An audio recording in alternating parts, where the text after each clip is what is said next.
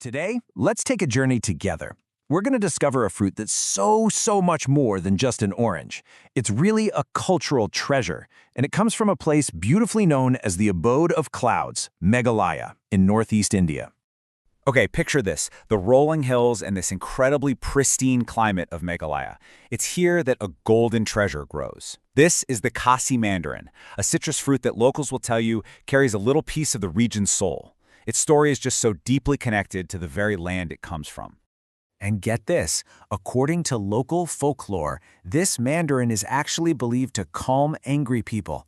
It's often given as a gift to make amends. So you see, this isn't just food, it's a part of a living, breathing cultural tradition. It's a tool for making peace.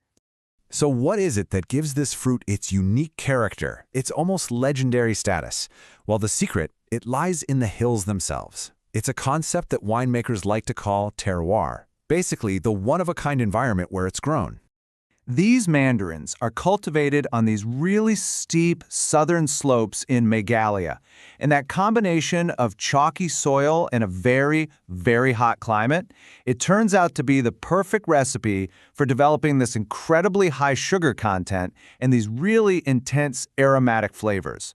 Let's break down that magic a little bit. First, you've got the flavor.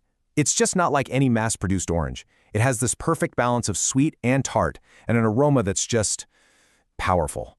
Second, the growing conditions are simply irreplaceable. You can't fake this anywhere else.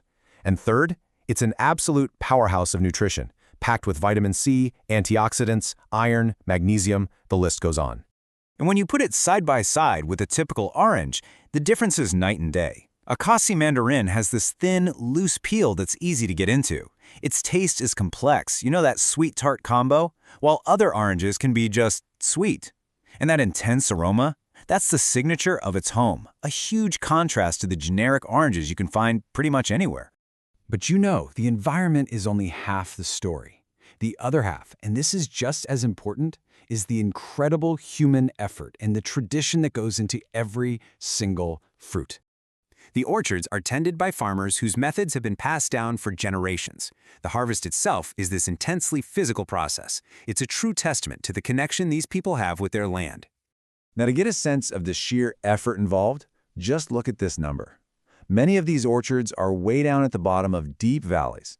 So to get the fruit to the market, villagers have to climb between 5,000 and 10,000 stone steps. Let that sink in. And they are not walking up those thousands of steps empty-handed. Oh no, during peak season, each person carries 90 to 100 kilograms. We're talking about 200 pounds in these traditional bamboo baskets, all secured by headbands. It's a supply chain that's literally built on breathtaking physical endurance. This quote from a local official, it just says everything. For the people of Meghalaya, organic isn't some new marketing trend. It's a direct, unbroken line to their ancestors and the way of life that has sustained their families for centuries. So how do you protect a cultural and agricultural legacy like this in our modern world? Well, the answer came in the form of a really crucial mark of authenticity. It's called a geographical indication, or GI tag. The easiest way to think of it is like a seal of authenticity. It's a guarantee that the product you're holding is the genuine article, from its specific home, and has all the unique qualities that only come from that one place. So why does this little tag matter so much? Well, it has a massive real-world impact. For you, the consumer, it means you know you're getting the real deal, not a fake. For the farmers, it means they can finally ask for fair prices. And for the culture, it helps protect their heritage and those traditional farming methods for generations to come. But even with this incredible product and its new protected status, the journey from the hills of Meghalaya to the global market, it wasn't easy. Let's look at the challenges these farmers faced and the huge breakthrough that really changed everything. For years, these farmers were really up against it. The steep terrain meant terrible transport options. A lack of good storage and market info left them totally vulnerable. And all of this allowed middlemen to swoop in and dominate the market, forcing farmers to sell their precious harvest for rock-bottom prices.